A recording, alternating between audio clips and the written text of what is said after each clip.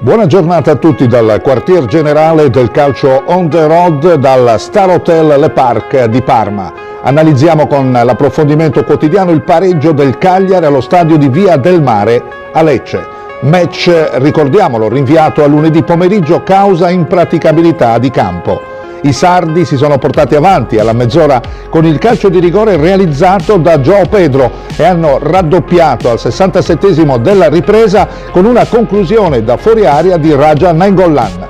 Quando la partita sembrava ormai incanalata verso il successo pieno per gli uomini di Mister Maran, è accaduto di tutto nel finale incandescente della partita.